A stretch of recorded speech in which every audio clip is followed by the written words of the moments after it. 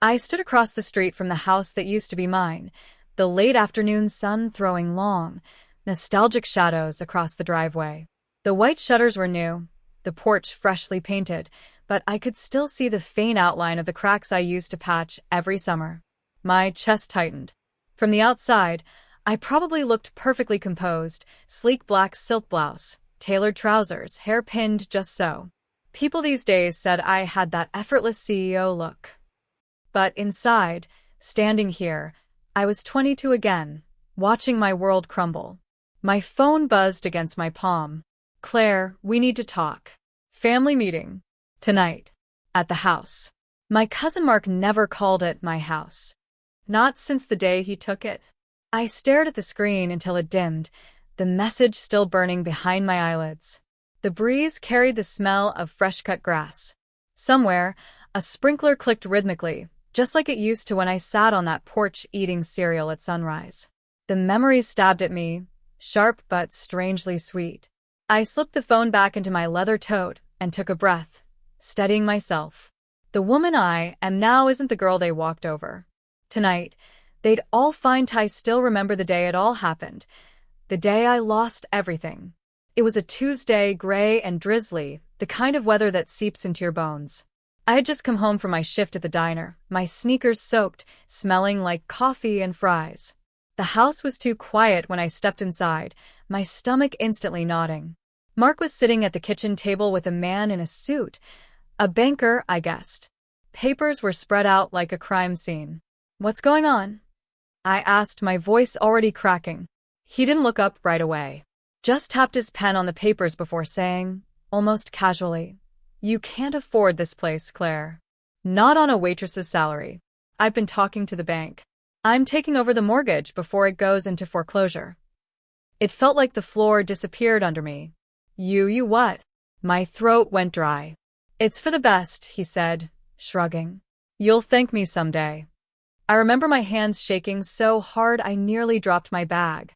The kitchen smelled like coffee, but suddenly it felt sour. "That's not your decision to make," I whispered. He finally looked up then, and I'll never forget the look in his eyes, part pity, part smug satisfaction. "You can stay here for a few months, but after that, I think it's better if you find your own place. Start over." I ran upstairs, locked my bedroom door, and collapsed on the bed. Tears came hot and fast. My parents had been gone barely a year, and this house, their house, was all I had left of them. When I finally stopped crying, my eyes landed on the little brass key my mom had given me when I turned 18. She'd pressed it into my palm and said, "This house is your anchor. But remember, Claire, you can build your own anchor anywhere." I wiped my face, tucked the key into my pocket, and walked back downstairs. "Fine," I said, my voice steadier than I felt. "Take it. But don't ever expect me to come running back."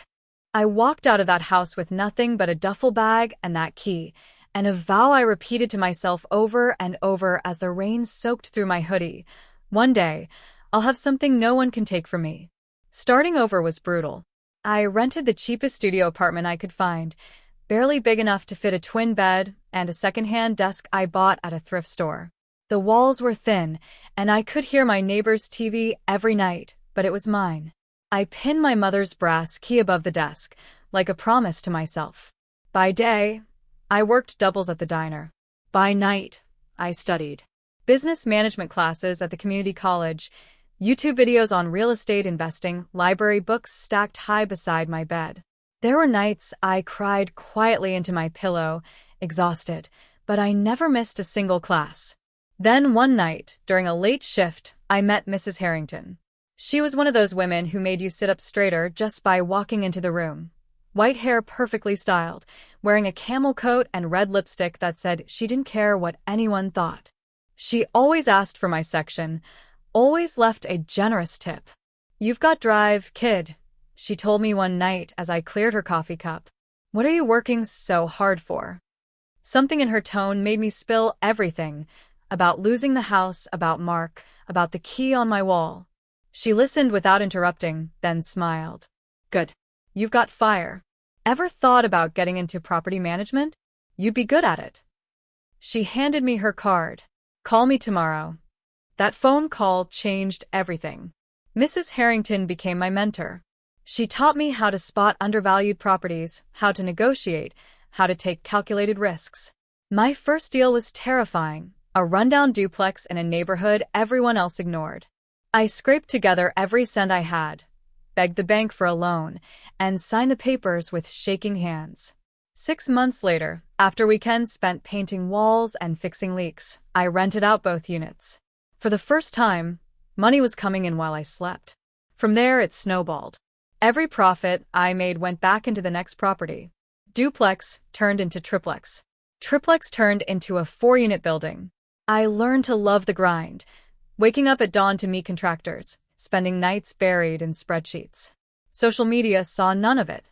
When my family called, I kept conversations light. Yeah, I'm doing okay, I'd say, leaving out the fact that I was slowly becoming one of the largest property owners in our zip code. 5 years after walking out of that house, I stood on a street corner, keys jangling on my ring, realizing that I owned nearly half the homes around me, including several Mark didn't even know were mine. And I wasn't done. The night of the family meeting, I took my time getting ready. A part of me wanted to throw on an old hoodie and storm in just to prove I didn't care. But I did care. This wasn't about revenge. This was about showing them who I'd become. I slipped into my favorite emerald green dress, the one that made my skin glow under soft light. A pair of black heels clicked confidently against the floor as I walked out the door. When I pulled up in front of the house, a hush seemed to fall over the porch. Mark was leaning against the railing, arms crossed, that same condescending smirk on his face. "Well, look who decided to show up," he said, his voice dripping with fake charm. I stepped out of the car, my heels crunching on the gravel, and straightened to my full height. "You said it was important." Inside, the living room was crowded. Aunts, uncles, even a couple of cousins I hadn't seen in years. Everyone fell quiet as I walked in. Mark cleared his throat. "We're having a bit of a financial situation," he said. "The house is under some pressure, and we thought—" "Let me guess," I interrupted, sliding my coat off and draping it over the arm of the couch. "You thought I might be able to help." His eyes flickered, just for a moment. "Well, yes. We figured you might be in a better place now." I let the silence stretch, enjoying the way they all shifted uncomfortably. Then I pulled a folder from my tote bag and placed it on the coffee table. "These," I said, "are the deeds to every property I own in this neighborhood." Gasps went around the room. Mark frowned, confused. "What are you talking about?" "I own the house across the street," I said calmly. "And the one next door. And 3 more on this block. And as of last month, I tapped the top document. This one." Mark blinked, his mouth opening and closing like a fish. "You what?" I smiled, just a little. "I bought the mortgage." "Congratulations, Mark. You're officially living in one of my houses." The room went dead silent. Aunt Lisa covered her mouth. Uncle Jim muttered something under his breath. I walked slowly around the living room, letting my fingertips brush over the furniture, the picture frames. "When you took this place from me, you said it was for the best," I said softly. "You told me to start over." "So I did." And now, I turned to face him, my heels clicking against the hardwood. "I own the neighborhood." Mark's face turned red. "You can't just—" "Oh, I can." I cut him off. And I did. The question now is what I'm going to do about it. The power in the room shifted then. I could feel it. All those years of shame and struggle melted into something stronger, steadier. For the first time, I wasn't the girl who had to beg to stay. I was the woman holding all the keys. I let the silence hang a moment longer, watching the realization sink into Mark's face. Then I sat down, crossing my legs slowly, deliberately. "You're not losing the house," I said, voice calm but firm. "But things are going to change." Mark looked skeptical. "Change how?" I leaned forward, resting my elbows on my knees. "First, you're going to start paying the mortgage on time to me. And not just the minimum. You're going to pay it down aggressively because this is no longer your playground. This house is an asset, and I expect it to be treated like one." He opened his mouth to argue, but I held up a hand. Second, you're going to start contributing to the neighborhood fund I set up, money that goes to upkeep, safety, and helping struggling families. No more acting like you own the place while everyone else does the work. A murmur went through the room. Aunt Lisa nodded faintly, looking impressed. And third, I let my eyes sweep the room, landing on each person who'd once told me I wouldn't make it. You're going to stop treating me like the charity case who needed saving. You're going to treat me like what I am, a businesswoman who built this from nothing. You want my help? You do it with respect. Mark's jaw tightened. And if we don't? I shrugged lightly. Then you find somewhere else to live. I have buyers lined up who would love this property. The room went quiet again. I could feel everyone shifting, not just uncomfortably, but thoughtfully. I'm not here to destroy anyone, I said, softer now. But I'm not here to be walked over, either. I want this family to do better. To be better. That means pulling your weight, showing up, and not stabbing each other in the back every time someone struggles. For the first time all night, Mark looked away. His shoulders slumped just a little.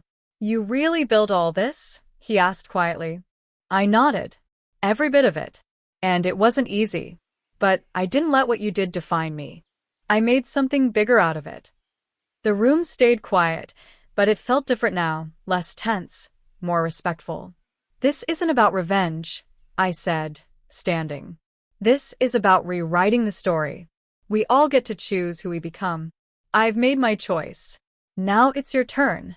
It's been 3 months since that night, and I still drive past the house sometimes. Not because I need to, but because I want to. Things are different now.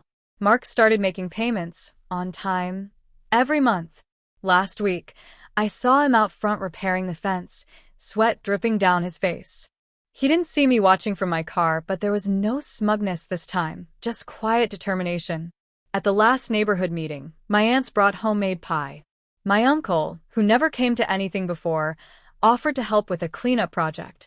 The energy has shifted, like everyone finally realized this neighborhood isn't just a place to live, it's something worth protecting. As for me, I still work hard, I always will. But I'm not running on anger anymore. I'm building with intention. I'm building for my future kids, for the young women who remind me of the girl I used to be, standing in the rain with a duffel bag and nowhere to go. Last night, I took the little brass key off the wall and slipped it onto my keyring with all the others. It felt right, like it finally belonged there. I walked outside, the evening air warm against my skin, and looked down the street. House after house, porch light after porch light, all shining like little beacons. This, I whispered to myself, fingers curling around the keys, is my anchor now. I got into my car, started the engine, and smiled. My cousin took my house, I said softly, almost like a prayer. But I built an empire. And now I own the neighborhood.